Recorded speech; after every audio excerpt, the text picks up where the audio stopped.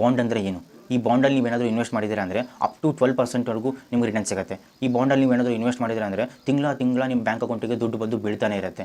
ಹಾಗಾದರೆ ಈ ಬಾಂಡ್ ಅಂದರೆ ಏನು? ಈ ಬಾಂಡ್ನ ಯಾರು ಇಶ್ಯೂ ಮಾಡ್ತಾರೆ? ಈ ಬಾಂಡ್ನ ಯಾಕೆ ಇಶ್ಯೂ ಮಾಡ್ತಾರೆ? ಈ ಬಾಂಡ್ ಅನ್ನೋದು ಸೇಫಾ? ಈ ಬಾಂಡ್ ಮಾರ್ಕೆಟಲ್ಲಿ ಎಲ್ಲರೂ ಕೂಡ ಇನ್ವೆಸ್ಟ್ ಮಾಡ್ಬೋದಾ?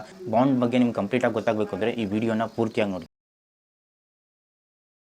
ಈ ಬಾಂಡ್ ಅಂದರೆ ಏನು? ಈ ಬಾಂಡ್ನ ಯಾರು ಇಶ್ಯೂ ಮಾಡ್ತಾರೆ? ಬಾಂಡ್ನ ಯಾಕಾಗಿ ಇಶ್ಯೂ ಮಾಡ್ತಾರೆ? ಮೊದಲು ಈ ಬಾಂಡ್ ಅಂದರೆ ಏನಂತ ತಿಳ್ಕೊಳ್ಳೋಣ. ಈ ಬಾಂಡ್ ಅಂದರೆ ಸಿಂಪಲಾಗಿ ಅರ್ಥ ಮಾಡ್ಕೊಳ್ಳಿ, ಇದು ನಿನ್ನೆ ಮೊನ್ನೆ ಬಂದಿರೋ ಅಂಥ ಒಂದು ಇನ್ಸ್ಟ್ರೂಮೆಂಟ್ ಅಲ್ಲ, ನಿನ್ನೆ ಮೊನ್ನೆ ಬಂದಿರೋಂಥ ಒಂದು ಇನ್ವೆಸ್ಟ್ಮೆಂಟ್ ಆಪ್ಷನ್ ಅಲ್ಲ. ಇದು ಸುಮಾರು ವರ್ಷಗಳಿಂದನೂ ಇದೆ. ಇನ್ಫ್ಯಾಕ್ಟ್ ಸಾವಿರಾರು ವರ್ಷಗಳಿಂದನೇ ಇದೆ. ಸ್ಟಾಕ್ ಮಾರ್ಕೆಟ್ನ ಹಿಸ್ಟ್ರಿ ನೂರಾರು ವರ್ಷಗಳಿದ್ದರೆ ಅದೇ ಈ ಬಾಂಡ್ ಮಾರ್ಕೆಟ್ನ ಹಿಸ್ಟ್ರಿ ಸಾವಿರಾರು ವರ್ಷಗಳಿಂದನೂ ಇದೆ.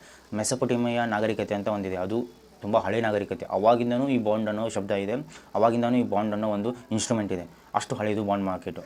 ಮತ್ತು ನೀವೇನಾದರೂ ಬಾಂಡ್ ಮಾರ್ಕೆಟ್ನ ಮತ್ತು ಸ್ಟಾಕ್ ಮಾರ್ಕೆಟ್ನ ವ್ಯಾಲ್ಯೂ ಚೆಕ್ ಮಾಡಿದ್ರೆ ಸ್ಟಾಕ್ ಮಾರ್ಕೆಟ್ಗಿಂತಲೂ ಬಾಂಡ್ ಮಾರ್ಕೆಟ್ ಕ್ಯಾಪಿಟಲೈಸೇಷನ್ ತುಂಬ ಜಾಸ್ತಿ ಇದೆ. ಬಾಂಡ್ ಮಾರ್ಕೆಟ್ ವ್ಯಾಲ್ಯೂ ತುಂಬ ಜಾಸ್ತಿ ಇದೆ. ಸ್ಟಾಕ್ ಮಾರ್ಕೆಟು ಇಡೀ ವರ್ಲ್ಡ್ ಸ್ಟಾಕ್ ಮಾರ್ಕೆಟ್ ಇರೋದು $126 ಟ್ರಿಲಿಯನ್ ಇದೆ. ಅದೇ ಬಾಂಡ್ ಮಾರ್ಕೆಟ್ ಟೋಟಲ್ ವರ್ಲ್ಡಲ್ಲಿರೋದು $145 ಟ್ರಿಲಿಯನ್ ಇದೆ. ಇಷ್ಟು ದೊಡ್ಡ ಮಾರ್ಕೆಟ್ ಇದೆ. ಸ್ಟಾಕ್ ಮಾರ್ಕೆಟ್ಗಿನ್ನೂ ದೊಡ್ಡ ಮಾರ್ಕೆಟ್. ಆದರೆ ಪ್ರಾಬ್ಲಮ್ ಏನಾಗ್ತಾ ಇತ್ತು ಅಂದರೆ, ಮುಂಚೆ ನಿಮ್ಮಂಥ ರಿಟೇಲ್ ಇನ್ವೆಸ್ಟರ್ಸು ಬಾಂಡಲ್ಲಿ ಇನ್ವೆಸ್ಟ್ ಮಾಡೋಕ್ಕಾಗ್ತಿರಲಿಲ್ಲ. ಅದು ಯಾವುದೇ ರೀತಿಯ ಆಪ್ಷನ್ನು ಮುಂಚೆ ಇರಲಿಲ್ಲ, ಇವಾಗಿದೆ. ಮುಂಚೆ ಎಲ್ಲನೂ FIIs, DIIsಗಳು, ಮ್ಯೂಚುವಲ್ ಫಂಡ್ಗಳು, ದೊಡ್ಡ ಇನ್ವೆಸ್ಟ್ಮೆಂಟ್ ಕಂಪ್ನಿಗಳು ಮತ್ತು HNIsಗಳು ಮಾತ್ರ ಇನ್ವೆಸ್ಟ್ ಮಾಡ್ತಾಯಿದ್ರು ಬಾಂಡಲ್ಲಿ. ಆದರೆ ಇವಾಗ ರಿಟೇಲ್ಗಳಿಗೂ ಇನ್ವೆಸ್ಟ್ ಮಾಡೋಂಥ ಅವಕಾಶ ಸಿಕ್ಕಿದೆ. ಯಾವುದೇ ರೀತಿ ಅಂದರೆ ವಿಂಟ್ ಆಸ್ಪರೋ ಅಂತ ಬೇರೆ ಬೇರೆ ಬ್ರೋಕರ್ಗಳು ಬಂದಿದ್ದಾರೆ. ಆನ್ಲೈನ್ ಶುರುವಾದಮೇಲೆ, ಆನ್ಲೈನ್ ಬೂಮ್ ಆದಮೇಲೆ ಎಲ್ಲರೂ ಕೂಡ ಇನ್ವೆಸ್ಟ್ ಮಾಡ್ಬೋದು. ರಿಟೇಲರು ಕೂಡ ಇವಾಗ ಇನ್ವೆಸ್ಟ್ಮೆಂಟ್ ಮಾಡೋಂಥ ಆಪ್ಷನ್ ಇದೆ. ಇದನ್ನೇ ನಾವು